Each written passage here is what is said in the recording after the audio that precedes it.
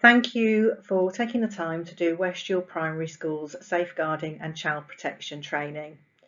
This training will take approximately 15 minutes and there will be some questions at the end. In order to safeguard our children, it is important that our volunteers and helpers understand the issues that we face as a school in relation to safeguarding. Please feel free to pause or rewind these slides at any time. And we thank you again for taking the time on this. Safeguarding means protecting children from maltreatment, preventing impairment of children's mental and physical health or development, and making sure children receive safe and effective care. Taking action to enable all children have the best outcomes. Safeguarding is your responsibility too.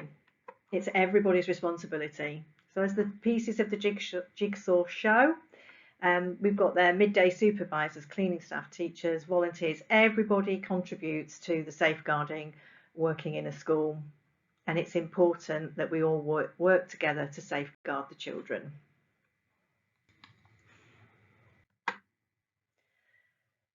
This training is a condensed version of the training that we show to all staff when they join school and at the beginning of each school year.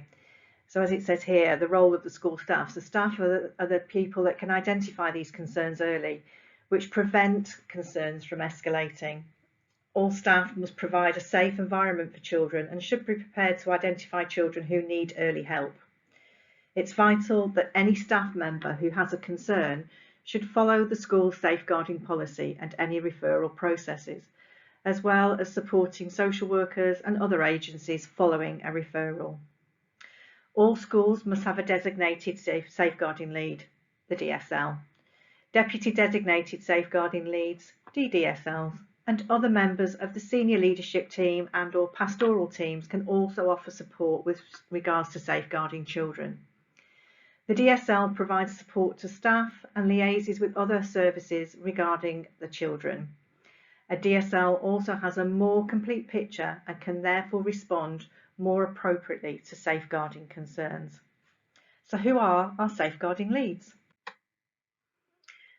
You will see these pictures around the school and as you can see there are 5 designated safeguarding leads in the school. Mrs. Bennett is the DSL. She's the lead DSL and would be the one that has the complete picture on everything that goes on with regards to the safeguarding of children. We've got Miss Geary, we've got myself, Miss French and Miss Bacciarelli. And the lady in the top corner is Gail Jenkins, who's the safeguarding lead for the Bourne Trust. We're now going to look at the 4 main categories of child abuse. As I've said, there are 4 main types of child abuse, and the following signs are not exhaustive. Remember that a child may be experiencing more than one type of abuse. Child abuse can be physical, sexual, emotional, or neglect. It's important to remember though that children often get bumps and bruises during their everyday play at school or social interaction, but it doesn't mean that they are being abused. All injuries need to be considered in the light of the age of the child, their stage of development, their social background, and where the injuries are on their bodies, and any explanation given. The next few slides are going to go into more detail about each of these 4 areas of abuse. When delivering this training in school, we are mindful that we're not aware of individuals' own experiences. So please take the next few slides at your own pace and stop and approach them as and how you need to.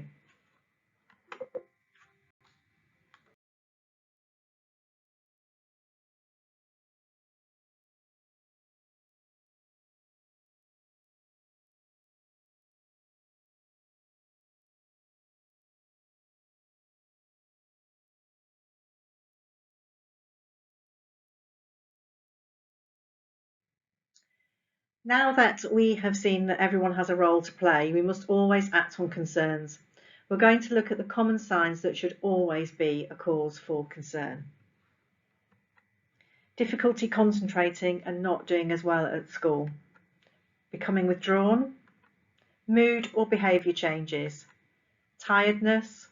mental health needs, self-harming, risk-taking behaviour, using drugs or alcohol.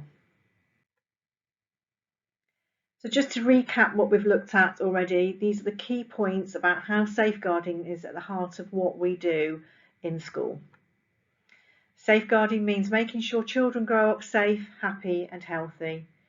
We always assume it could happen here and we be professionally curious. We all have roles to play with regards to safeguarding the children.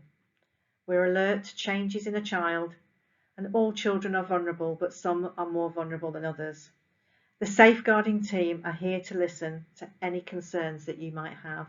Please do always come and ask any questions. I'll be happy to help. So, what to do if a child tells you about abuse? Listen fully, be supportive and take the child seriously. Let them lead the conversation and reassure them that it's not their fault and that they will be kept safe. Don't give the child the impression that they're creating a problem by telling you about abuse. Ask open questions and reflect back on what they're saying. Be honest that you can't keep it confidential, but be clear about what you'll do next. Don't ever talk to the alleged abuser or investigate yourself, and don't view any images that might be mentioned yourself either. Always report any concerns that you have. To do this, you need to get a safeguarding concern form from the front office or in our staff room. Once you have completed this form, please give it to the DSL, Mrs. Bennett, or any of the DDSLs that you saw on the slide previously. Face-to-face concerns must be reported as soon as possible, but we ask that without exception any concerns are reported on the same day.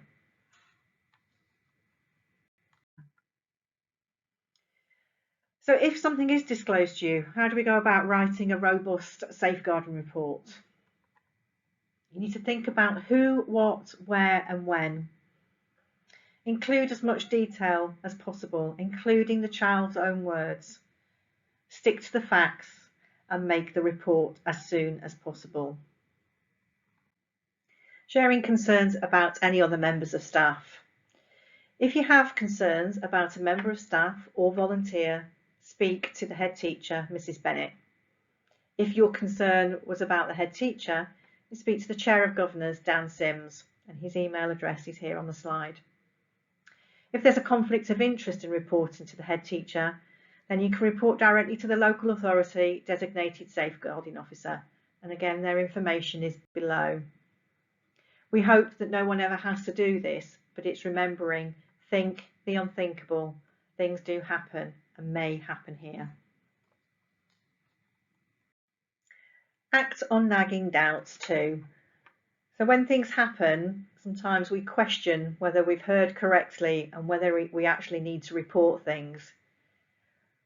We would request that you report anything. It's that gut feeling, remembering that the lead DSL, Mrs. Bennett, has all pieces of the jigsaw and all the information. What we report as individuals may be just what she needs to complete that jigsaw. Low-level concerns include behaviour that is inadvertent or thoughtless, inappropriate for the circumstances, intended to enable abuse. So as it says again at the bottom, report low-level concerns in writing to the head teacher. Technology is a significant part of many safeguarding issues. For example, grooming for sexual abuse and exploitation, radicalisation, criminal exploitation, bullying, seeing inappropriate or upsetting content, sharing nudes and semi-nudes, gambling, fake news and disinformation, and cybercrime. This is a snapshot of the information, the safeguarding guidelines that we give to contractors and visitors when they come into school. I just want to draw your attention to the use of mobile phones. We do not use mobile phones around pupils, and especially on school trips. No photographs or videos should be taken at any time. When on school trips, the teachers will have school devices that they can take any videos or photographs and they will be shared accordingly on newsletters. Thank you again for taking the time to complete this safeguarding training. The final part is to complete the questionnaire, which you can find on the website beneath this video. Good luck.